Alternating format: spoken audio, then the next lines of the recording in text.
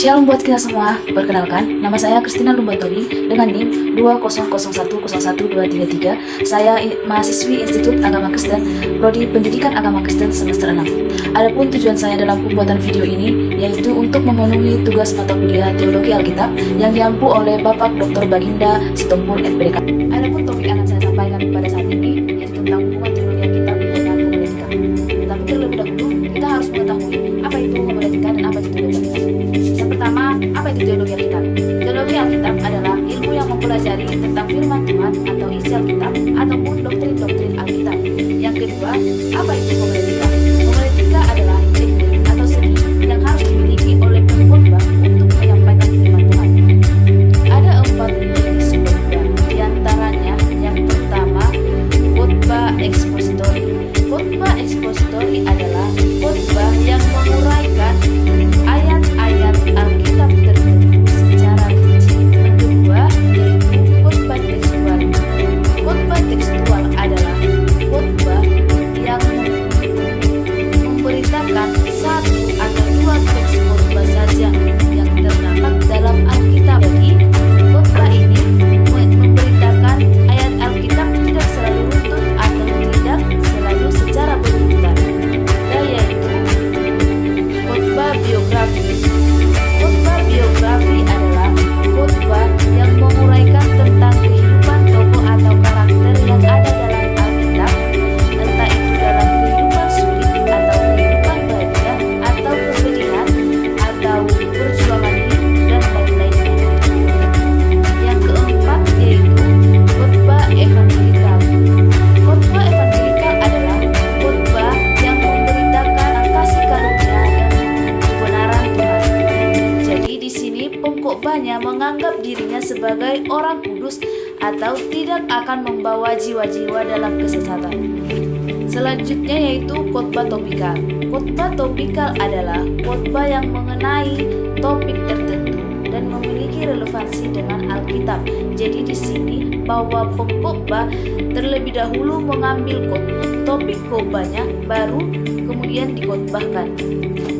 Dan yang terakhir yaitu khotbah tematis. Khotbah tematis adalah khotbah yang diuraikan dengan fokus dan subjek atau tema tertentu dan menghubungkannya dengan ayat-ayat Alkitab. Biasanya pengkhotbah membuat sebuah ilustrasi dari pengalaman-pengalaman pribadinya. Baik, materi selanjutnya yaitu tentang elemen dalam homiletika. Jadi ada 2 elemen besar dalam homiletika. Yang pertama yaitu pengkhotbah dan yang kedua yaitu pendengar. Yang pertama saya akan membahas tentang pengkhotbah. Pengkhotbah adalah orang yang menyampaikan firman Tuhan. Ada beberapa rincian dari pengkhotbah. Yang pertama yang harus dimiliki oleh pengkhotbah. Yang pertama yaitu pengkhotbah itu harus memiliki hubungan dengan Tuhan. Maksudnya adalah seorang pengkhotbah terlebih dahulu harus mengenal siapakah Tuhan. Yang kedua yaitu keyakinan tentang Alkitab. Seorang pengkhotbah harus yakin tentang firman Tuhan, yakin tentang isi firman Tuhan yang ada dalam Alkitab. Jika seorang pengkhotbah tidak yakin atas firman Tuhan yang akan disampaikan, maka semua itu adalah omong kosong dan akan mengajarkan doktrin-doktrin sesat. Di dalam Alkitab yaitu di 2 Timotius 3 ayat 16 bahwa ayat itu membahas tentang segala tulisan yang diilhamkan, bahwa dari ayat itu menjelaskan dengan secara jelas bahwa kita harus memahami dan mengetahui tentang isi Alkitab atau isi firman Tuhan dengan jelas. Yang ketiga yang harus dimiliki seorang pengkhotbah yaitu bahwa kehidupan hamba Tuhan yang baik. Nah, jadi kehidupan hamba Tuhan berbanding lurus jika hamba dengan Tuhan, hubungan hamba dengan Tuhan baik, dengan kehidupan hamba Tuhan baik, maka itu juga berpengaruh terhadap pengkhotbah, berpengaruh tentang firman Tuhan yang dia akan disampaikan oleh seorang pengkhotbah. Jadi sangat penting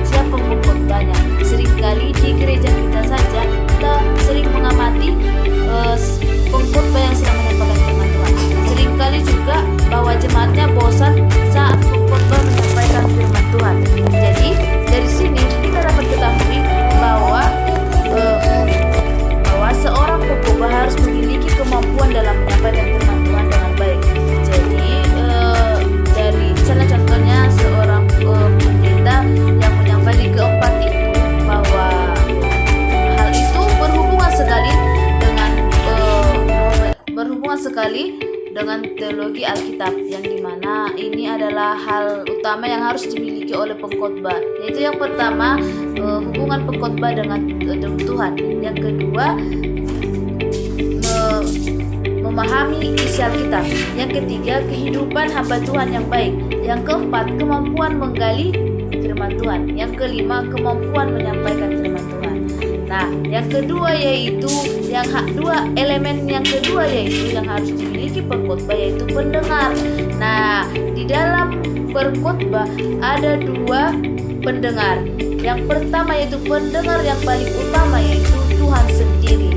Nah, jadi seorang pengkhotbah maksud di sini bahwa dia berkhotbah bukan hanya untuk jemaatnya saja, tetapi pengkhotbah berkhotbah untuk Tuhan, bahwa di sini pendengar yang paling utama yaitu Tuhan. Nah, oleh sebab itu seorang pengkhotbah harus menyampaikan firman Tuhan dengan benar, tidak boleh asal-asalan dan harus terstruktur, karena firman yang akan disampaikan itu pertama kepada Tuhan. Jadi di saat seorang pengkhotbah menyampaikan firman Tuhan, di situ juga Tuhan ada dan melihat seorang pengkhotbah menyampaikan firman Tuhan kepadanya. Oleh sebab itu berkhotbah itu tidak mudah dan tidak boleh asal-asalan dilakukan, karena kita berkhotbah bahwa Tuhan sendirilah yang membenarkan khotbah yang akan disampaikan. Seorang pengkhotbah juga harus memiliki kemampuan tentang Alkitab. Oleh sebab itu pengkhotbah harus memiliki kemampuan dalam menggali, yaitu agar apa yang disampaikan dan didengarkan oleh Tuhan, bahwa firman-Nya itu khotbah yang disampaikan adalah khotbah yang benar-benar untuk Tuhan. Jika penyampaian firman Tuhan itu salah, jadi kita tidak boleh menyalahkan firman Tuhan atau menyalahkan ayat Alkitab. Tetapi yang salah di sini adalah seorang pengkhotbah tidak mengikuti elemen-elemen atau kriteria yang harus dimiliki oleh pengkhotbah. Jadi jika seorang pengkhotbah menyampaikan firman Tuhan dengan tidak baik, bahwa pengkhotbahlah yang tidak melakukan persiapan dengan baik. Oleh kita kembali lagi bahwa di sini seorang pengkhotbah harus memiliki kemampuan dalam menyampaikan. Oleh sebab itu seorang jemaat pun seringkali beribadah setiap hari minggunya melihat siapa pengkhotbahnya. Nah, dari situ kita bisa melihat bahwa seorang jemaat itu mau beribadah kepada Tuhan, bahwa jika pengkhotbahnya tidak baik menyampaikan firman Tuhan, maka jemaatnya juga akan jarang untuk mengikuti ibadah di hari minggunya. Nah, yang kedua yaitu pendengar yang kedua yaitu adalah jemaat. Seperti yang saya katakan tadi, bahwa jemaat juga melihat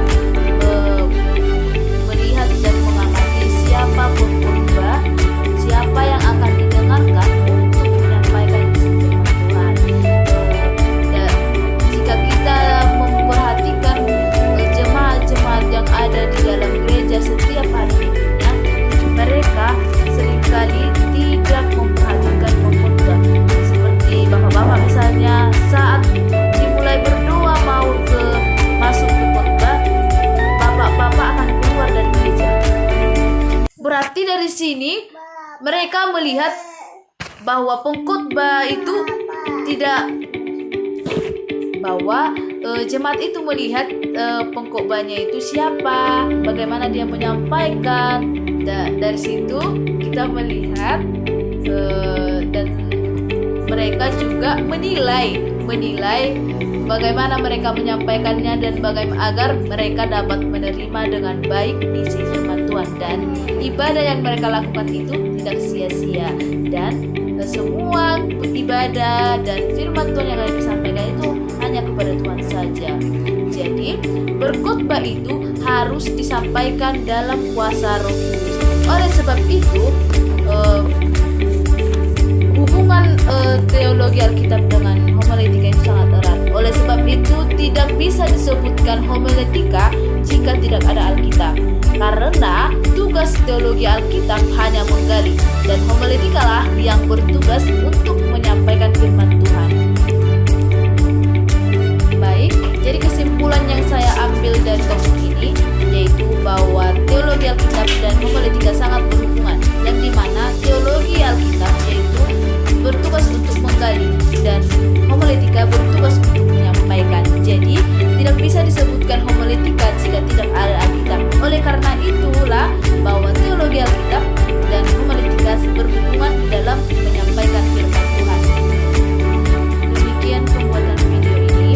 Jika ada kata-kata saya yang salah dan tidak berkenan dalam hati saudara-saudari yang telah menonton video saya ini, terlebih dahulu saya meminta maaf. Dan saya juga berterima kasih untuk teman-teman yang sudah menonton video saya ini. Jangan lupa di like, subscribe, dan komen agar dapat menjadi pedoman bagi saya untuk memperbaiki topik-topik yang akan saya sampaikan di kemudian hari. Terima kasih, saya ucapkan Shalom.